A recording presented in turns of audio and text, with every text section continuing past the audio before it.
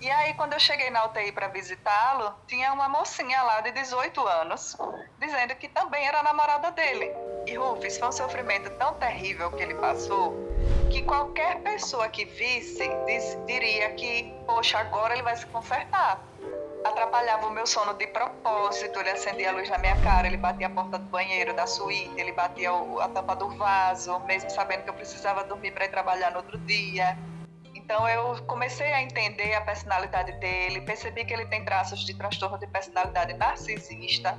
Eu sabia Se que, na ele tem esse verdade, eu ia transtorno entender. de personalidade narcisista e conseguiu levar você que é psicóloga, ele é quase um psicopata.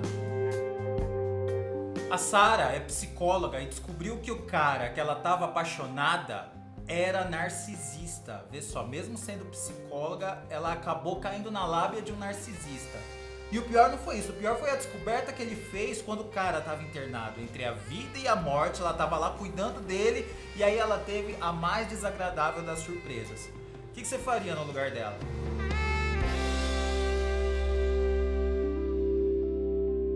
Sara, você já tinha se apaixonado por um paciente antes? Jamais. Eu sempre fui muito profissional e, na verdade, enquanto ele era meu paciente, eu não tive nenhum interesse a mais nele, não. Como é que aconteceu isso?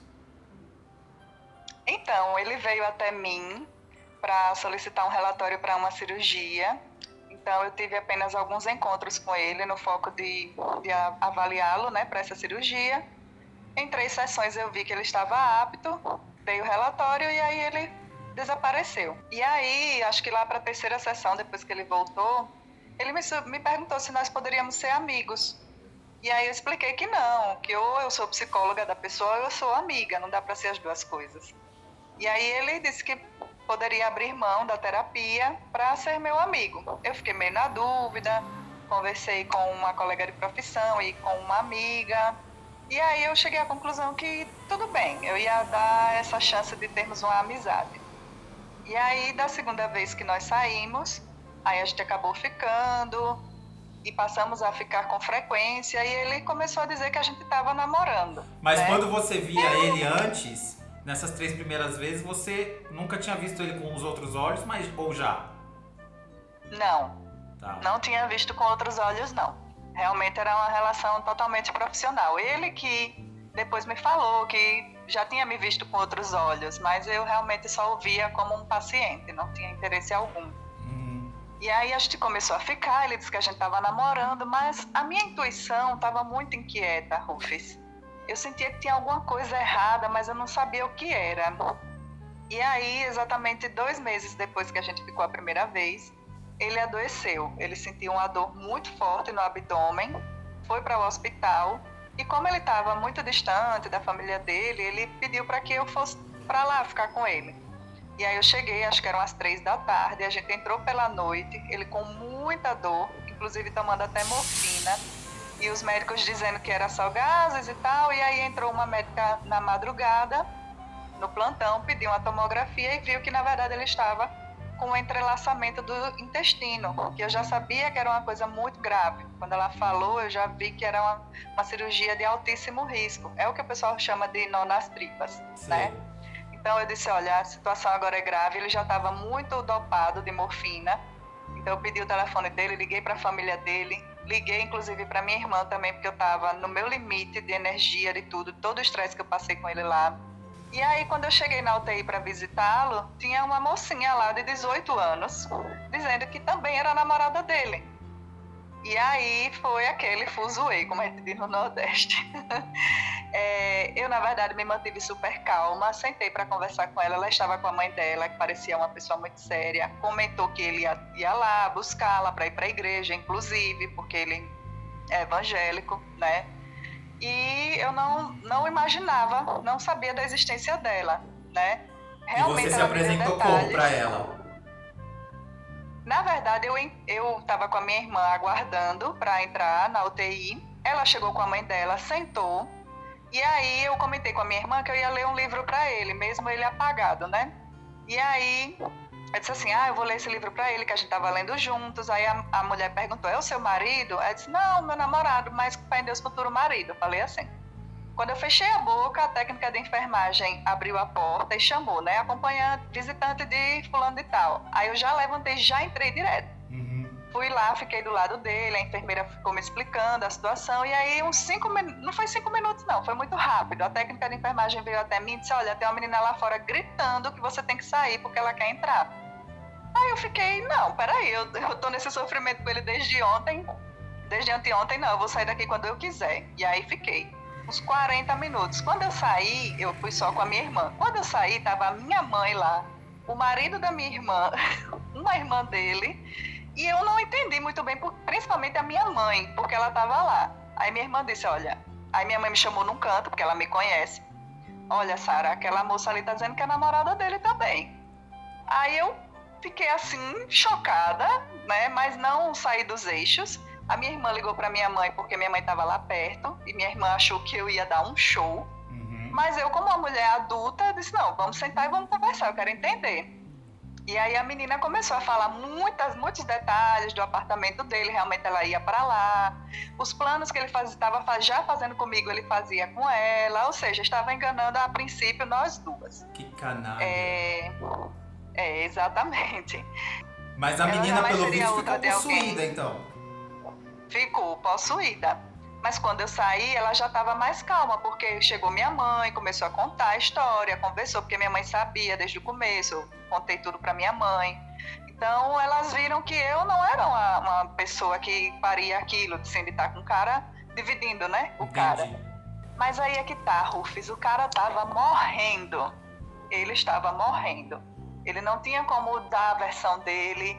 Eu trabalhava no plano de saúde do hospital. Então, eu percebi que a família dele eram de pessoas humildes. Ele já tinha falado de mim para a família dele.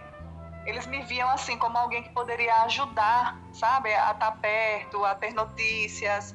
Então, eu botei meus joelhinhos no chão, conversei com Deus e decidi que eu ia permanecer. Mas ele e a tinha outra? Episódios de vômito. A outra moça ainda foi visitá-lo uma vez.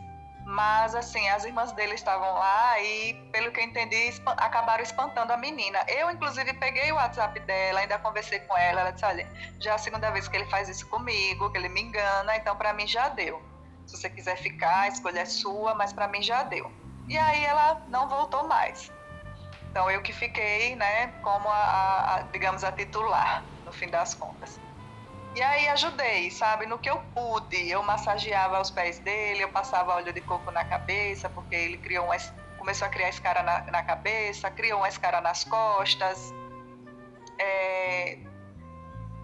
Deixa-me lembrar, precisou fazer hemodiálise, eu estava lá também, algumas sessões de hemodiálise eu estava junto lá na UTI. Tudo isso sem perguntar nada da outra. Nada, eu tinha dito à família que eu ia esperar que ele se recuperasse, fosse para casa, porque a situação era realmente muito séria, para daí eu conversar com ele. Eu não achava justo, por mais que ele tivesse sido canalha comigo, eu não achava certo eu fazer isso com ele lá na situação que ele estava. Só que aí, no dia que ele saiu da UTI, no mesmo dia que ele saiu da UTI, o irmão dele foi visitá-lo e teve um momento que ele pediu o telefone dele, a irmã que estava lá, para mandar uma mensagem. E aí o irmão acabou falando, olha, cuidado para quem você vai mandar mensagem. E aí contou, porque tem uma menina aí, assim, contou a história toda para ele. E aí quando eu cheguei para visitá-lo, né, a irmã me disse, olha, nosso irmão já contou e tal, no dia que o cara saiu da UTI. E aí eu, tá bom, se ele já tá sabendo, né? E aí eu entrei e falei para ele, e aí, tá sabendo, tudo isso aqui? E ele negou com todas as forças dele. Mas aí ele negou e disse o quê? Ele disse que ela era quem? Ele disse que não tinha nada com ela, que ela era apaixonada por ele, doente por ele, que desde o relacionamento, digamos, anterior a mim, ela o perseguia, que ela já tinha até dito que ia se matar porque ele não queria nada com ela. E você acreditou? Assim, eu não acreditei, né? Eu fui embora indignada, já era à noite. No outro dia eu não fui para o hospital. E mais uma vez eu fui orar, né? E aí, no meu entendimento, não era ainda a hora de eu ir embora. Eu ainda precisava permanecer ali. E Rufus, foi um sofrimento tão terrível que ele passou, que qualquer pessoa que visse diria que, poxa, agora ele vai se consertar. E aí eu voltei pra lá, ele me pediu perdão, e aí contou que realmente ele estava saindo com ela, mas que não era nada sério. Falou, se apoiou nessa situação, você tá vendo como eu tô, eu quero uma vida melhor, eu quero fazer diferente. E aí a besta aqui acreditou. Mas acreditou, assim, né? Já, digamos assim, eu acreditei com o olho aberto, outro fechado. Eu não queria ser enganada de novo, né? Fazer papel de trouxa de novo. E aí, passaram-se 2 meses, 4 cirurgias, eu lá no hospital junto com ele saiu do hospital, foi para casa de uma irmã, eu fui junto, era eu quem dava alimentação e remédio dele de meia hora, eu que fazia a comida dele na maior parte dos dias da semana, acordava de madrugada, era eu quem amparava um vômito aqui, ajudava no curativo, trocava a fralda, porque como ele estava com a escara dele era perto do bumbum, então sempre ficava saindo líquido. Tudo que eu podia fazer eu fiz, né? E aí, com 1 mês que ele estava na casa da irmã, a gente decidiu que ele iria retomar devagarzinho a vida dele. Fomos para casa dele. E aí foi que ele começou a ficar diferente, né? Ele começou a ficar frio, distante, ele fazia uns comentários que me deixavam triste, que me botavam para baixo, se desfazendo da minha inteligência em muitos momentos, como se eu fosse meio que idiota, como se aquilo que eu tivesse falado fosse burrice minha. Atrapalhava o meu sono de propósito, ele acendia a luz na minha cara, ele batia a porta do banheiro, da suíte, ele batia a tampa do vaso, mesmo sabendo que eu precisava dormir para ir trabalhar no outro dia. Ele podia me ver linda, maravilhosa, ele não me elogiava. Ele manipulava as situações, então quando ele me fazia raiva, ele invertia. Só que eu, como psicóloga, comecei a enxergar que estava errado aquilo ali, entendeu? Eu comecei a perceber essas manipulações, esses comportamentos dele errados. Mas eu ainda não tinha conseguido me desvencilhar dele, não conseguia sair da relação ainda. A gente discutia, ele revertia ao ponto de eu sair dos eixos e gritar e perder a razão, para ele poder ter razão e dizer que eu era louca, entendeu? E eu não entendia, poxa, cuidei tanto desse cara, perdoei traição, segui com ele, e por que ele está fazendo isso comigo? Eu não entendia por que aquilo estava acontecendo. E aí a última semana é que foi fatal, a última semana que nós estávamos juntos, né? Na quinta-feira a gente viajou para Salvador para pegar um carro, que ele trabalhava vendendo carros. E aí na volta ele me propôs que a gente fosse morar fora do país, que a gente poderia fazer uma união estável dentro de alguns meses para poder tirar meu visto, já que ele já tinha visto, eu poderia ajudar nisso. E eu disse, que fofinho, tal, ok. Mas a minha intuição, Rufus, bato nessa tecla, não me deixava em paz. E aí eu percebi que ele tinha atendido uma ligação e tinha botado o celular no meio das pernas, coisa que não aconteceu o dia inteiro. Eu disse, aí tem uma ligação dele, recebeu uma mensagem. E aí eu disse, aí tem. Quando ele deu bobeira, eu peguei o telefone dele e vi que na terça-feira ele tinha mandado uma mensagem para uma garota de programa de 18 anos e ela só foi responder na quinta-feira, naquele momento que eu estava com ele. E ela respondeu as informações, valor, o que ela faz, blá blá blá. Não, ela só colocou assim, oi, só, sabe? Eu até estranhei, porque ela só respondeu, né, quase 2 dias depois. Para quem trabalha na profissão dela, né, era importante responder rápido, mas eu entendo que foi tudo providência divina. Eu precisava passar por aquilo, Rufus, senão eu não ia conseguir largar esse cara e ia continuar sofrendo ainda por um tempo. E aí ela respondeu justamente quando eu estava por perto. E ele foi tão burro que ele não apagou a mensagem, né? Ele poderia ter mandado para ela e ter apagado, porque ele sabia que eu tinha acesso ao telefone dele, ele me deu a senha, justamente pelas desconfianças que ficaram depois do que ele fez, né?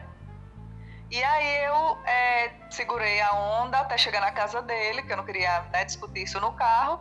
E aí na casa dele eu soltei os cachorros em cima dele, porque foi uma situação que ele, inclusive, Rufus, depois de tudo isso, ele não tinha esse desempenho sexual todo. Eu até, inclusive, joguei isso na cara dele. Mas você não tava dando conta nem de mim, você foi atrás de uma garotinha de 18 anos, cara. Entendeu? Ele não era bom de cama? Ele era bom de cama, não era maravilhoso, mas era bom, fazia o serviço direitinho. Mas depois de tudo que ele passou, ele não tinha mais, assim, ele não conseguia segurar o orgasmo, então ele não tinha ejaculação precoce, mas também ele não demorava um tempo suficiente, entendeu? E mesmo com a vida sexual de vocês, ele foi atrás da garota de programa. Sim, pois é. E quando você jogou na E cara assim, dele, que nem de você ele dava conta, ele falou o quê? ele ficou pé da vida, né? Ele ficou pé da vida, mas assim, porque eu não dava conta de você tá... Como assim eu não dava conta? Tipo assim, eu não brochei, né? Mas não quer dizer brochar. O que eu quis dizer pra ele, que na verdade, nessa conversa, eu nem quis me estender com ele, porque eu já tava num nível assim, que eu exploda-se você, entendeu? Então, quando eu falei na cara dele, que ele começou a querer se colocar sobre mim, eu dei o corte nele, desliguei na cara dele e pronto. Mas ele quis dizer assim, que ele nunca tinha brochado, realmente, não tinha brochado, desde que adoeceu, desde que se recuperou, aliás, mas tinha essa coisa de não se dedicar tanto, né, a me dar prazer, e nem tinha o tempo suficiente na hora da penetração, né, para poder também eu ter um prazer mais prolongado. E ainda querer dar conta de uma menininha de 18 anos, eu acho que ele estava sonhando alto demais, sabe? Mas fazer o quê, né? Eu acho que, na verdade, isso vinha também, Rufus, para encher o ego dele. Com entendeu? certeza, com certeza. Ele devia ter aquela síndrome do garotão, né?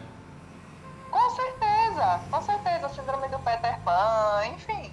Então eu comecei a entender a personalidade dele, percebi que ele tem traços de transtorno de personalidade narcisista. Eu não posso dizer que ele tem um transtorno em si, mas ele tem traços fortes, né, de transtorno de personalidade narcisista. Ele ainda tentou me contatar algumas vezes, pelo telefone mesmo. Cada vez que ele ligava, eu bloqueava um número diferente. E hoje você gosta dele ainda? Oi? Hoje você gosta dele ainda? De forma alguma. Eu, na verdade, já deixei de gostar dele, acho que um mês depois de muito sofrer, assim, eu enterrei. Eu entendi, né, a situação toda, então o meu sentimento realmente acabou. Eu passei a ter asco dele, porque o transtorno de personalidade narcisista causa um rastro de destruição muito grande, né, na vida das pessoas que vivem perto de alguém que tem esse transtorno. Eu sabia que, na verdade, ele tem esse transtorno de personalidade narcisista e conseguiu levar você, que é psicóloga, ele é quase um psicopata. Sim, até porque o transtorno de personalidade narcisista tem muita coisa parecida com o psicopata. A manipulação, a frieza para algumas coisas, entendeu? Você acha que ele sugava a sua energia? Ele sugava a minha energia, com certeza, porque só de você estar com alguém, que você dá um sorriso para a pessoa e fala uma coisa legal, uma coisa engraçada, e a pessoa olha para você assim como se dissesse, nossa, que idiota, e vira a cara para você dentro de casa, uma pessoa que a princípio é seu namorado, namorada, você fica, caramba, né? Então aquele clima pesado começa a se fazer muito presente. E o relacionamento que eu vivi com ele foi um relacionamento abusivo, tóxico, e tem os ciclos, né? Então a gente tinha a época da lua de mel. Na semana que tudo aconteceu, a gente estava em lua de mel, ele estava me fazendo acreditar que tudo ia dar certo. Então ele ficava carinhoso, atencioso, me mimando, fez essas propostas, me colocou a par dos negócios dele, entendeu? Então ele me fez acreditar que estava tudo bem. E tinha esses outros momentos também. Ele me fazia me sentir muito bem, depois ele gerava um ponto de tensão, ele fazia alguma situação acontecer para que a gente acabasse brigando e às vezes me levando até o meu limite mesmo. E aí depois as coisas se acalmavam e aí vinha de novo a lua de mel. Ficava nesse ciclo, que é um ciclo que infelizmente vicia o nosso cérebro.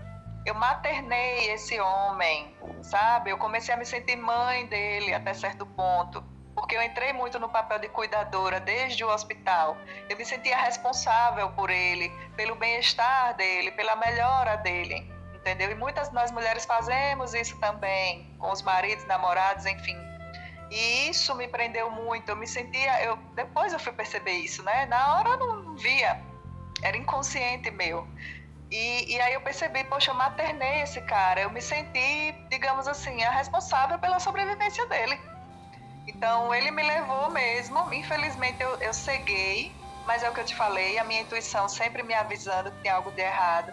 Mas depois também eu entendi que eu tinha que passar por aquilo, porque, como eu disse, foi o momento mais transformador da minha vida. O que você diria pra Sara de um tempo atrás que estava nas mãos de um narcisista? Se você pudesse encontrar com ela hoje, falar, mulher, você falaria o que pra ela? Nossa, eu ia dar um sacode nela, sabe? Eu ia dizer, sua intuição tá certa. Ouça, a sua intuição tá te dizendo para fugir disso, corra disso, mesmo que você não entenda agora, uma hora você vai entender. Porque o que me fez ficar, que fez aquela Sara ficar, era que tinha um incômodo, mas ela não conseguia ligar os pontos, ela não conseguia fechar o mapa, né? Traçar o mapa. Mas eu iria dizer, olha, a sua intenção tá certa, tem uma coisa errada com ele sim, você não merece esse desgaste. Então, tome o rumo na sua vida, você é uma mulher independente, volte para o seu apartamento, volte para a sua vida, que você não vai se arrepender de fugir disso. Quando eu chorava e me desesperava, minha mãe dizia, minha filha, você passou na prova, Deus vai te mandar uma pessoa que você merece. E Rufus, hoje eu tenho um marido maravilhoso. Eu tenho um cara que é parceiro, que é companheiro, que me ama mesmo, que cuida de mim, sabe? Que se preocupa nos mínimos detalhes, que eu chego em casa cansada do trabalho, ele saiu para trabalhar, ele deixa lanchinho para mim, porque sabe que eu chego cansada e não tenho como fazer comida na hora. Nossa, é uma pessoa assim que realmente bênção de Deus na minha vida. Então, uma outra coisa que eu aprendi também com isso é que a gente teve uma frase, na verdade, que salvou a minha vida no meio de todo esse sofrimento. Foi quando realmente eu consegui começar a virar a página de uma vez por todas. Algumas pessoas vão te amar, não importa o que você faça. E outras pessoas nunca vão te amar, não importa o que você faça. Fique onde tiver amor. Bom, Obrigada então tá. por ter me ouvido. Muito obrigado, viu? Eu que agradeço e repito, sou sua fã. Você me ajudou a levantar minha autoestima, você deve ouvir isso sempre, né? Mas eu acho que quando a gente faz algo de bom para alguém, quando alguém faz algo de bom pra gente tem que exaltar. Então assim, continue com o seu trabalho. Você é uma pessoa abençoada. Gosto muito de você, sou fã, enfim, é isso.